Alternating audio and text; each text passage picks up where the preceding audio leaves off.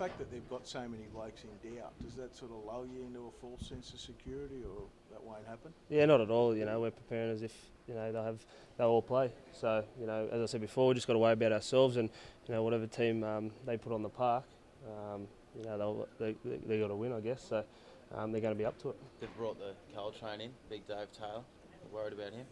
Yeah, look, obviously he's a very damaging player. He's a big boy and very strong. So we'll have to do a bit of video on him and limit his yards and limit his runs. What about here, mate? Laurie's ripping straight into video yesterday. Looked like a pretty intense session out there this morning as well. He's not stuffing around. Yeah, look, we ripped straight into it. So last camp we all come together and it took us a couple of days, but we got straight into it yesterday with video and straight out in the paddock today, and it was sharp.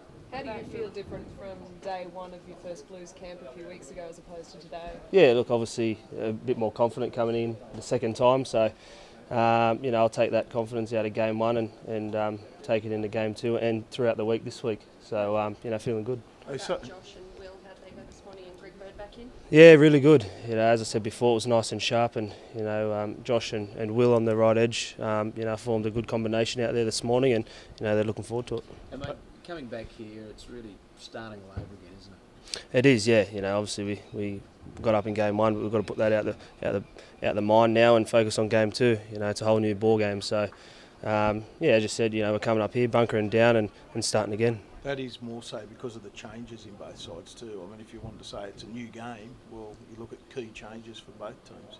Yeah, that's right, and there could be two different sides that were on the game one. But in saying that, no matter who's in the side, it's still going to be a very good game, a very tough game, and we're going to be on top of our game.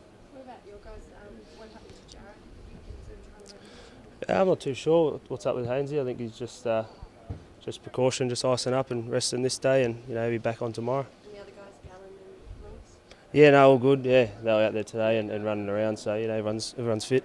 So just mentally, obviously, getting up for game one was pretty easy. You're on debut, it's all that energy and excitement.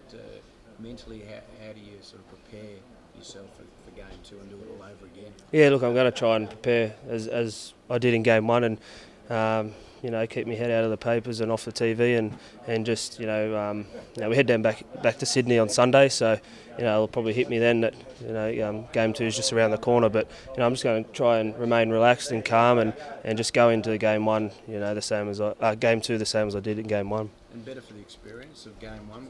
What did you learn out of that game that you can perhaps take into this game to better prepare? Yeah, look, obviously just the whole experience out of it, being in game one and you hear all the stories of what it's about, and the greats telling you, but not until you get out there and experience it, what it's like. So the main thing I'll take out of it's confidence and having that one game under my belt, and work on the things that can be worked on and I can do a bit better. Are the players all happy to be back up here in Coffs and out of the spotlight? Yeah, they are. They really enjoy it up here. It's nice and tight, and we all come together and do a lot of things together as a team. So the boys really enjoyed it last time, and I think they're stoked to be back up here. And what's Laurie said to you guys about kind of keeping a lid on things? You've been in this position before, one win away from ending this hoodoo. How are you guys going to not get ahead of yourselves? Yeah, we just got to forget about game one.